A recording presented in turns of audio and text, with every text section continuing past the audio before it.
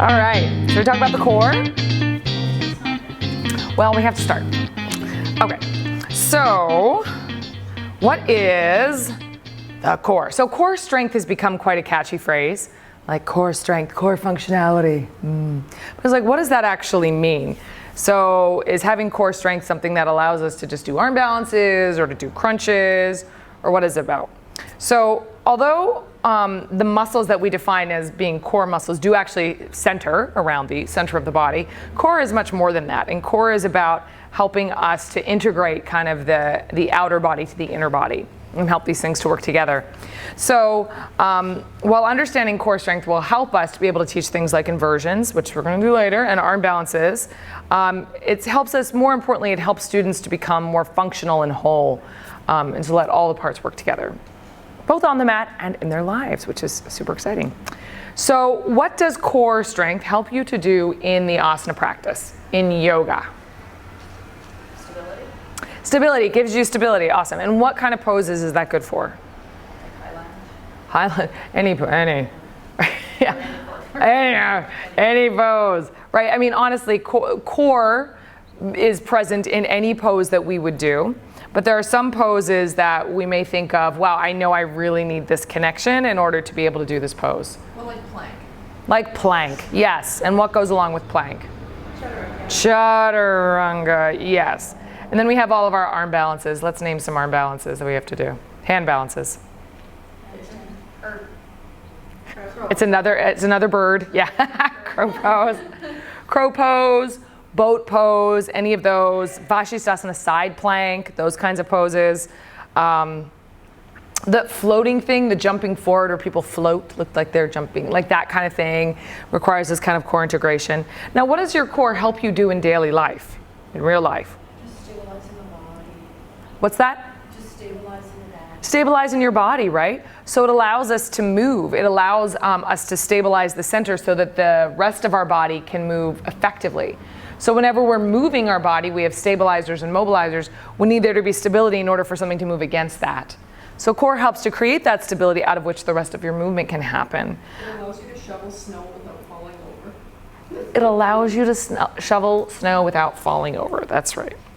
And helps you remain injury-free when you're doing things like, hey, lifting boxes, moving, doing any of these things.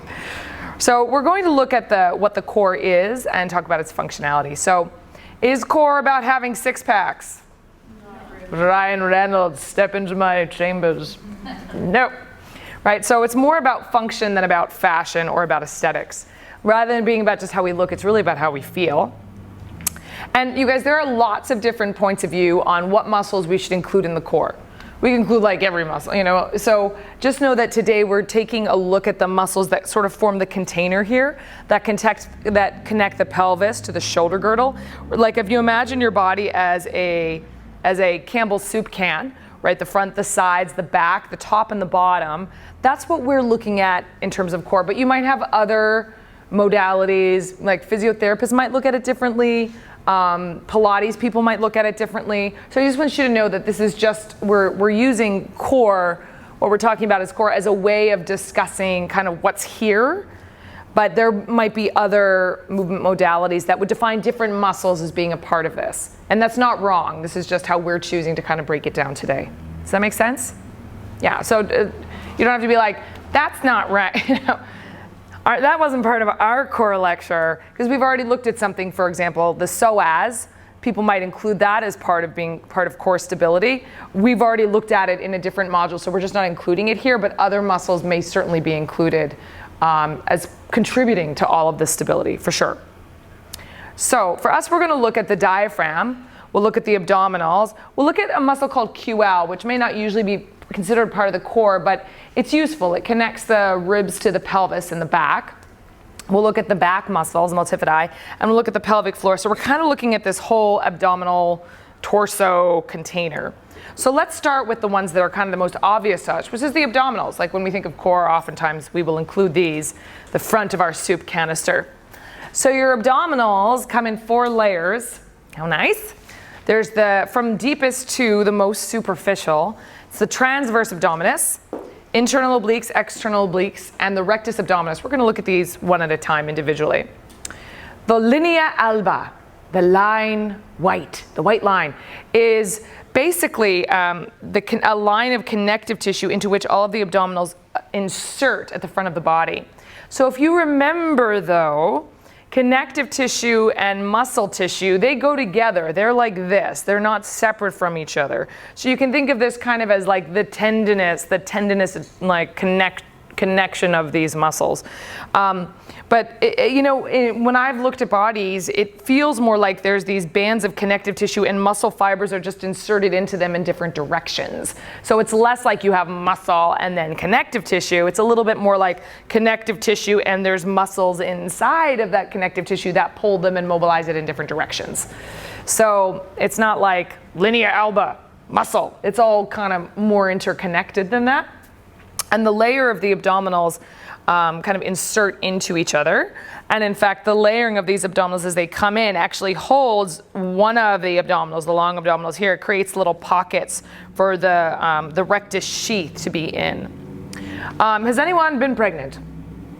Had babies. So this is a connective tissue, remember, is very sturdy, right? And it's like a plastic bag. So you pull on it and you can pull on it gently over time and it'll stretch, but it can also rip.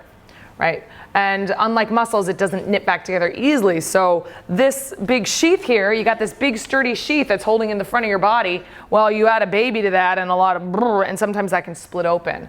And so that often happens to ladies. It happened to one of my friends, and she literally had to have, if it's bad enough, you have to have surgery. And they go in and kind of knit it together, and I think add a mesh or netting or something like that, or kind of zip you back up. So diastasis recti is what that's called when that splits apart, and I don't know quite how common it is, but it seems pretty common. So the layers of the abdominals, we think of them as being core, but they're very thin. So this image here is kind of showing like you have the water balloon of your torso.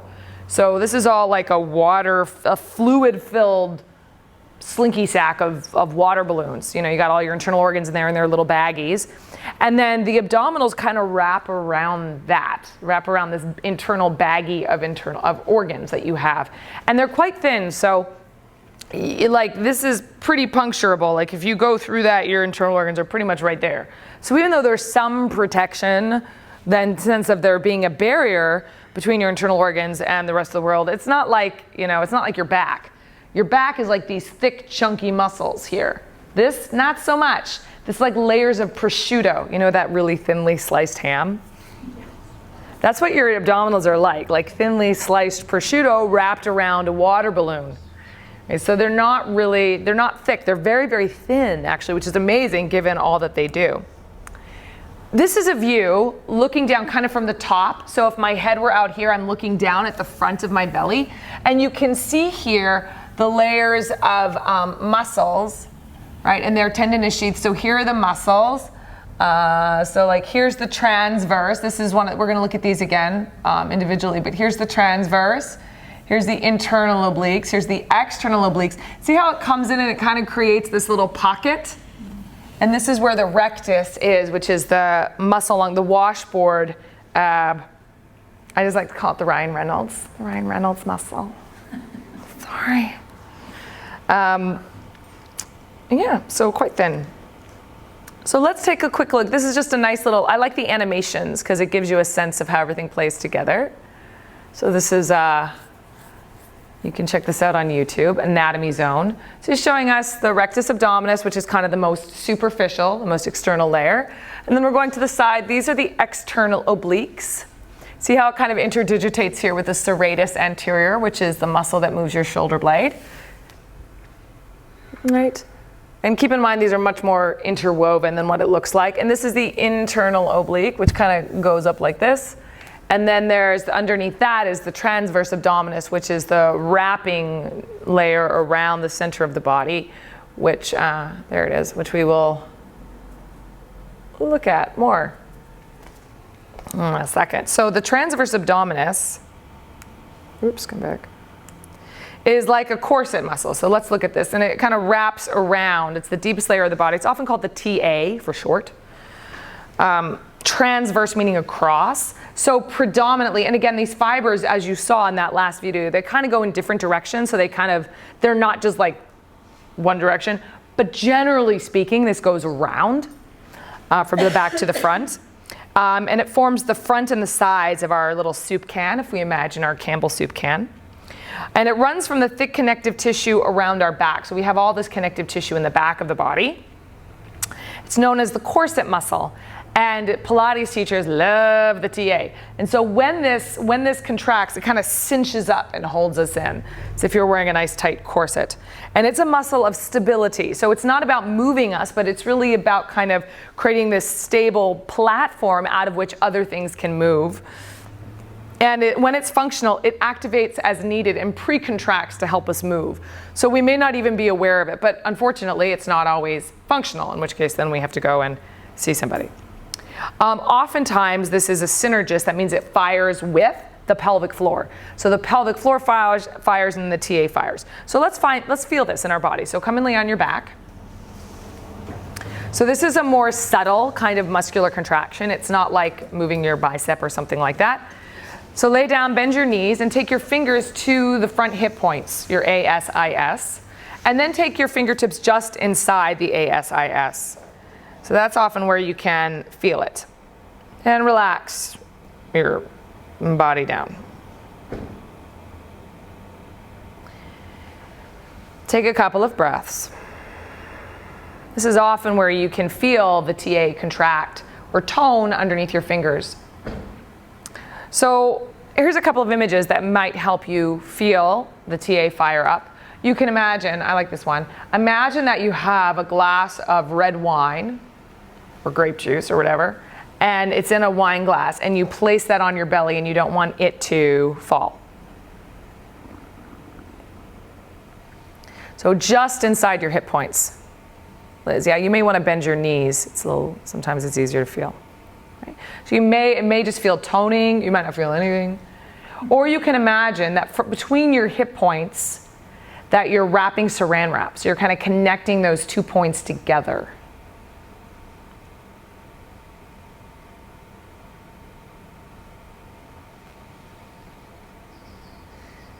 Another image that might help you is to imagine that you're like about 3 inches below your navel, that you're pulling an imaginary ribbon wide and then tying it like behind your back, like wrapping it in a little bow.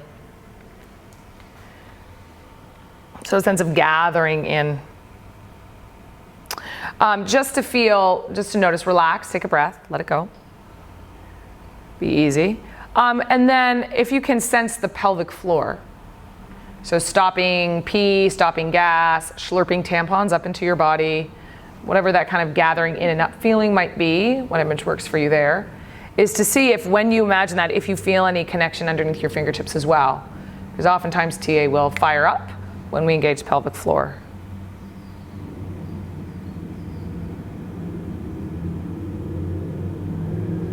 And then relax and just take another deep breath in. And let it go. Then come all the way up to sit. How'd we do? Do we want to sleep now? Everyone's like, oh, that was nice. Did anybody feel it? Anybody feel a little something, something? What's interesting is that sometimes it'll be lopsided. Sometimes you'll probably see this. Sometimes it'll fire like on one side, not the other side. You get a little funky. So if you couldn't feel it, do not fret. But it's an interesting exploration to kind of clock. So moving on, so that's the deepest layer, wrapping around. So the next layer is the internal. So internal meaning inside. So it makes sense that it's called internal. Oblique, and oblique means like diagonal. So these fibers run diagonally and they're inside. So if you're, so a nice way to remember this is this little Napoleon thing, the little hands. So if you open up your coat, like you know those guys who sell watches, they're like, hey, right? And you put your hand inside, this is kind of the direction of the fibers that runs like this, the internal oblique. Now, given that it's diagonal, where do you think, in addition to stabilizing, how do you think, what kind of action does that create if it runs diagonally this way? Dina's doing it. She's like this. We're just playing charades. She's playing charades, right? So if it runs diagonal, it's going to be implicated in rotation. So the internal oblique, right, if it's attached here, remember our muscle attachments, and these two things become closer, it's going to take me this way, right? So it's going to turn my body. So I like to call obliques the engines of twists. So they, I mean, there's other muscles involved too, but they help to turn the torso. And above that, we have the external obliques, so running on top of that. And this is if you have coat pockets. So your internal runs this way, your external runs on top of it the other way. So if everyone do it with me. So if you put your hands in your coats, like this, that's the direction of your external obliques, like this. So the internal obliques run underneath my little Napoleon hand, the external obliques run on top. So together they help with twists. So they feed into each other. Like I've got like my external obliques on this side, my internal obliques on my external here, internal over here. So together that creates like a little wrapping action, a diagonal wrapping action through my torso. Or if they contract together, I'll be doing side bends. Or if you're doing a side bend, you know how you really feel this side of your waist, because this is actually working to prevent you from just falling over when you're in gravity. So that's when these guys are working. Or if you're in plank, right? Side plank, let's say, and you're scooping the side of your waist in and up, knitting these in, those are your obliques helping you to do that. So that's, you know, we feel them stabilizing the canister of our torso in things like plank, for sure, but also side plank. The obliques are really firing up. So when we twist, we can really feel them. So everyone come stand up for a sec.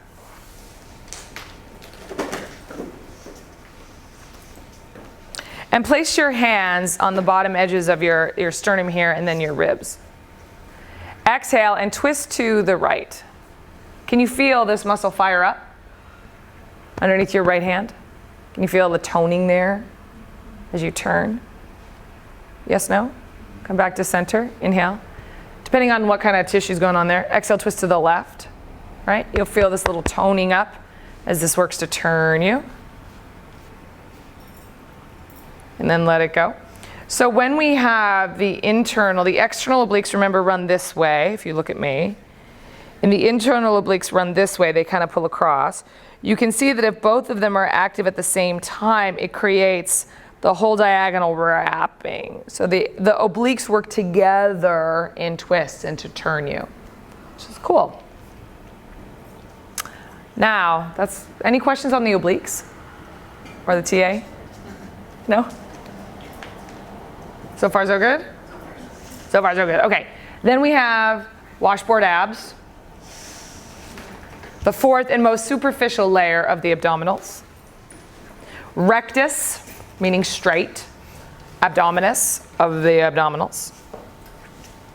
So when it is tacked down to the connective tissue, that's when it has these little compartments, which is why it looks like a washboard. So remember, let's review different kinds of muscular contraction that we have. So do you guys remember what concentric contraction means for muscles? A little review. It's when a muscle can be active. When we talk about contraction, we're just talking about muscle activity or muscles engaging, muscles working. So a concentric contraction is when a muscle works and it's shortening. Like your bicep, it's working, it's shortening. An eccentric contraction is when your muscle is working and it's lengthening. So if I'm holding something heavy in my hand, it's fighting against gravity. This muscle is working, but it's gradually lengthening. That's eccentric. Isometric, the muscle is working, but what is the length doing? Is what? It's static. The length isn't, it's like me, I'm holding something heavy. Is my bicep changing length? Is it working? Yes, right? So it's to describe how the length of the muscle is changing or not changing when it's working. So let's talk about rectus for a moment, this guy. So it attaches like here to here, contracts like this. So in what kind of position is it contracting? Is it working and shortening? Can you think of one? Sit-ups. Exactly. So if you're laying on the floor and you're curling up, this is working, but it's shortening. Make sense? Okay, let's think of a yoga pose where it's working, but it's not changing length. What would be an example? Boat. Who said that? Who said boat? Boat! Yes, do you guys know Navasana? So if you're sitting here, right? This is working. Is it changing length? Is it working? Yes. Yeah. Good. What's an example where it's working, but it's working towards lengthening? A back bend? Yeah, like what kind of back bend? If you're standing, like a active. Yeah, like a standing back bend, like one of these, where you're coming back, woo. Or camel pose. Camel's my favorite for this. Like when gravity is starting to want to push me back, so I'm lengthening, but I'm also having to resist going too far too fast. This is actually lengthening, but it's also active. It's working to prevent me from just falling over. So that's eccentric. That would be eccentric. Yeah, good. Good. All right. Awesome. So the moral of the story is that this muscle is active in more places than just our sit-ups, right? Like we saw Navasana or our back bends and working to stabilize us in these different positions. And it's also how those things fire together. Exactly. Right, so sometimes it's not about, I would just throw this out, that it's not just about like, oh, are things strong?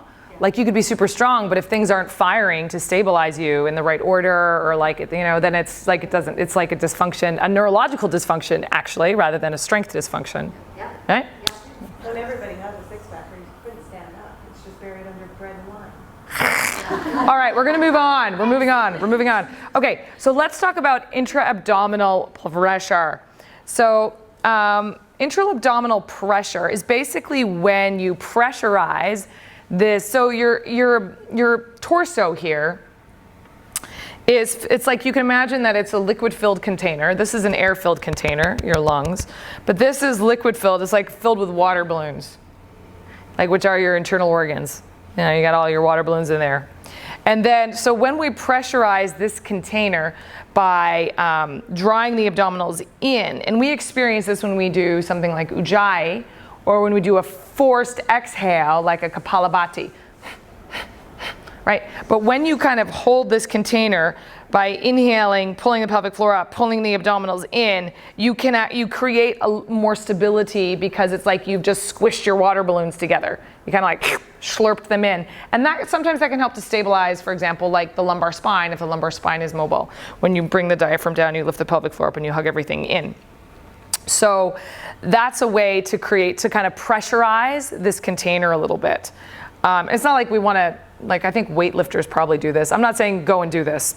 I'm just saying that's what happens when you kind of hold in. And the abdominals are part of that equation of gathering the abdominals in. So if you take a big breath and then you pull your abdominals in, right, you can feel, and then relax, you can feel like you've created kind of a more pressurized system in your body, right? Again, I wouldn't recommend going and doing this in yoga. I think it's really actually functional to not pressurize like that. But we do things like forced exhales, where we use the body, or we use the abdominals to help exhale out. So in this case, I'm not holding, but I might use kapalabhati. By drawing the abdominals in and up, I'm helping the diaphragm actually and the exhale to happen. So when we do that, we go. So I'm using the abdominals as a way of like expelling air. So that's one way in which we use the abdominals in yoga, sometimes to, do our Kriya techniques here. Uddiyana Bandha is a really funny looking thing. You guys want to try this? Everyone's like, no. Okay, stand up. So Uddiyana Bandha is something that is actually not used that often. It's used in pranayama. We don't really use it in asana very much. And it's used after the exhale. And what we're doing is using the abdominals to create this little vacuum through the torso. So I'll just show you on me once. And then we can just try it for fun. Have you guys done this before? Yeah. Yeah? So weird. So weird. It's so weird. Okay, so here's how I do it. Inhale, Exhale, I'm gonna exhale all the way out. And then I'm going to exhale, exhale, exhale, get all the breath out of my lungs. And then I'm gonna create more space inside the abdominal wall container. I'm gonna sort of stretch myself apart and then use my abdominals to scoop in and up. And what this does is it gives your internal, it's nice, it gives your internal organs a kind of good squishy massage. Because they're like little water balloons, so you're squishing them. All right.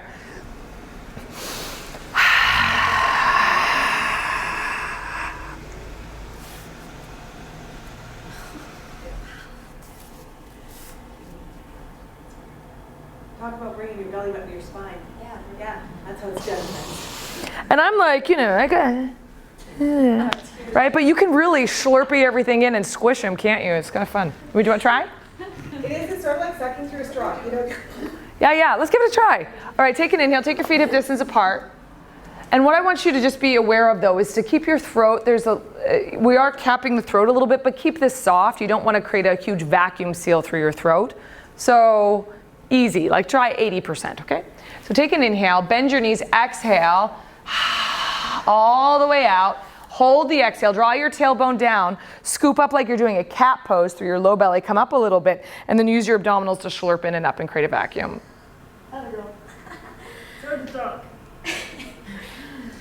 And then let it go. You can do it. We can practice. You guys, if you're like, I want to learn how to do Uddiyana Bandha, we can practice. No. Okay, so here, I'll talk us through. Shh, hold on. Dina, shush. Okay, so let me talk you through it. I'm not going to do it because I need to talk. I'm going to inhale. I'm going to exhale all the way out. Okay, then at the bottom of my exhale, still like with nothing inside, I'm going to take my tailbone down and lift up. So I'm creating a cat-like shape to create space.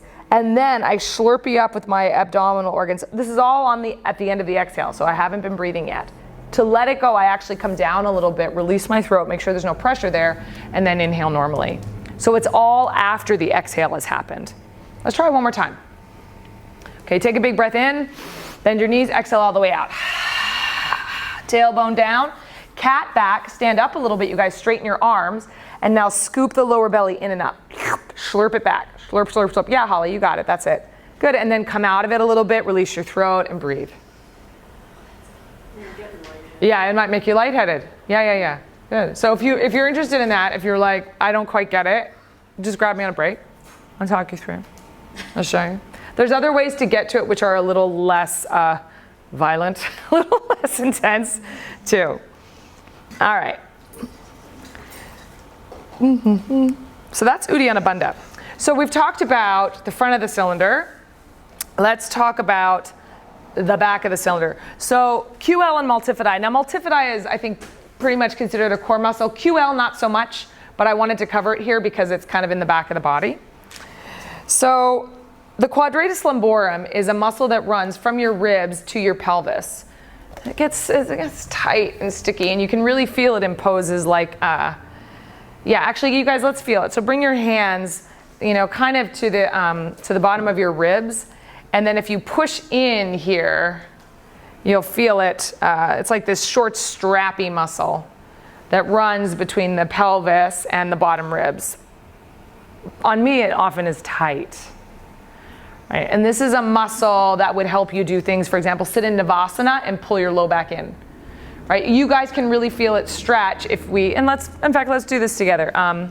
If you lift your arms up and take a side stretch, so one fingertip over to the right side, and then turn down slightly and press the back of your pelvis down and then reach through your arms, you'll start to get into the lower back a little bit more.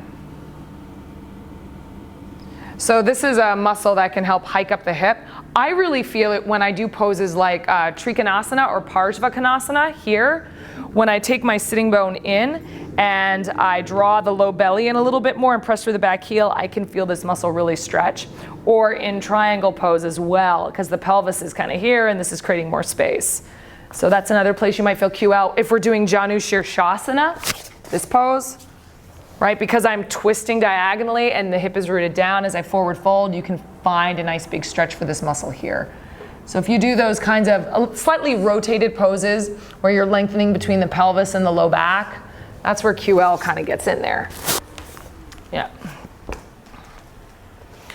All right, good. The multifidi are more properly core muscles. They connect the segments of the spine, and they run like a little chevron, like a little fir tree pattern.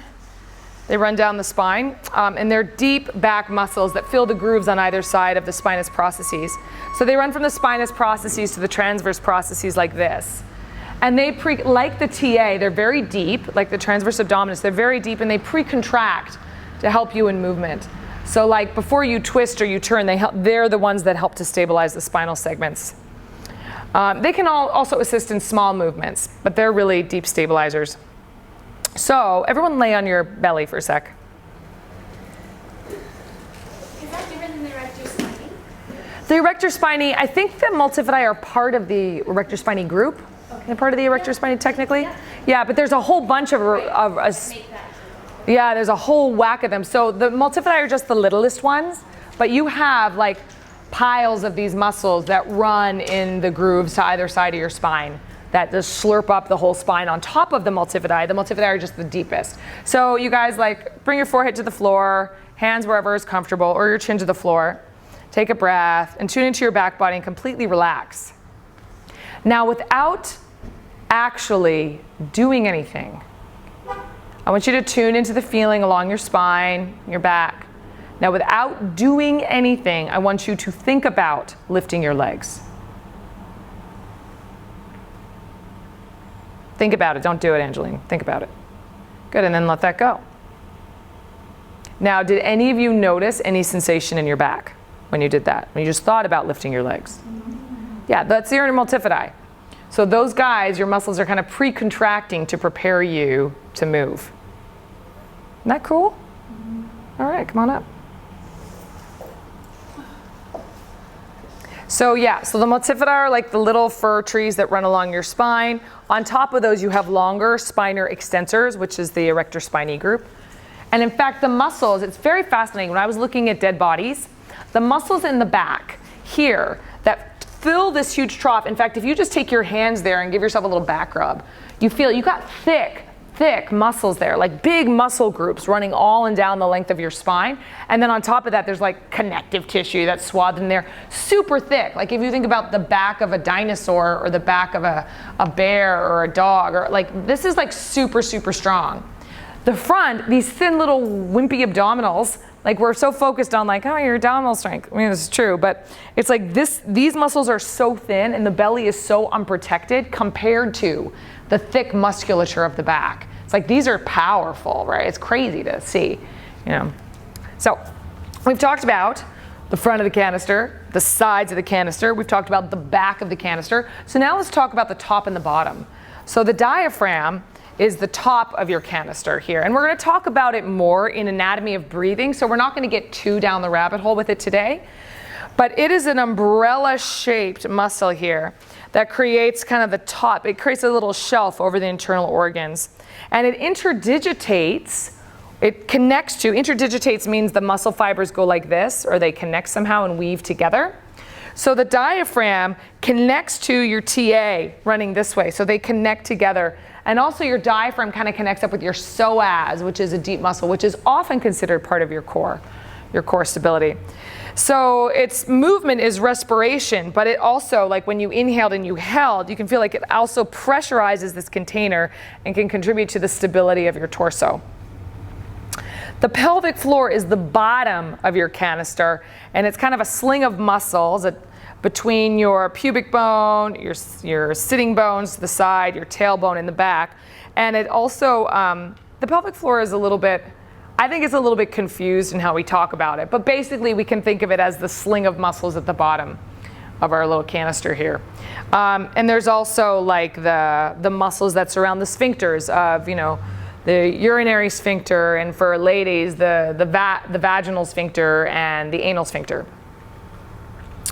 So for women, it's when it's functional, it engages automatically as needed. But as women know, like women, if you've pushed a big baby out of your pelvic floor may not be as functional as it used to be. And so things like this is, I mean, quite understandably, This is why women may have some issues with bladder control, I don't know, after you've shoved a watermelon out of your vagina. Like, it might be a little difficult to keep everything. You don't even have to push the watermelon out, just being pregnant in and of itself. Because of all the pressure down. Sure. So women are, it's amazing. It's amazing. All right. So people are also very, kind of hip on the pelvic floor being like, strengthen your pelvic floor, strengthen your pelvic floor. But for some people, the pelvic floor can actually be overly tight. So it needs to be supple. Like I'd say all muscles really. It's like you want them to be able to relax and you want them to be able to contract like a really happy jellyfish. So let's come into, this is just kind of a fun way to feel the pelvic floor. I find this a helpful pose. Come into a squat, like Malasana. If you want to sit on a block, you can sit on a block.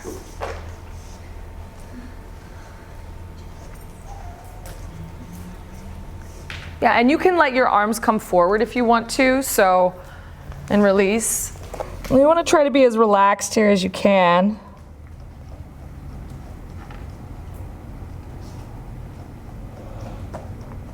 Let the weight be in your heels.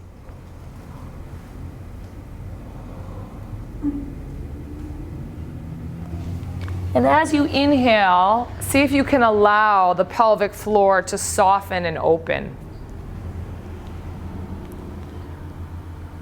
See if you can feel the breath or some kind of movement or sensation all the way down into the space between your pubic bone and your tailbone. Do less. This is not about breathing deep or working hard. It's simply about becoming aware if you can feel sensation into your pelvic floor.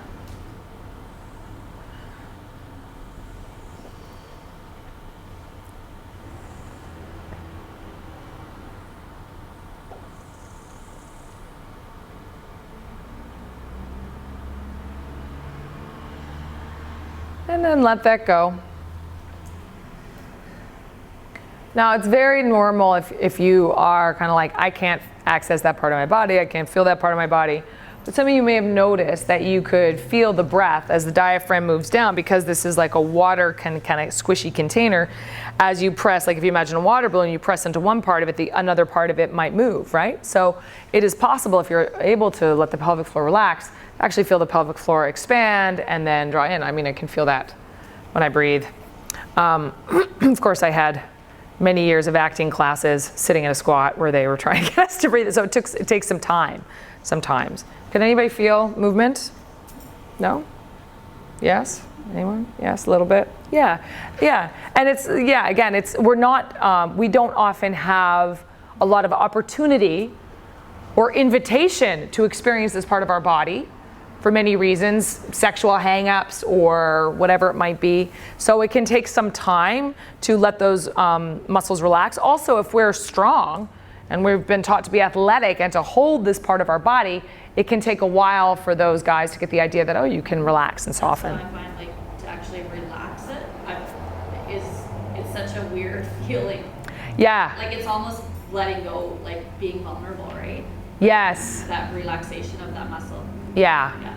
For sure. Yes, that's such a great point. It can feel very vulnerable.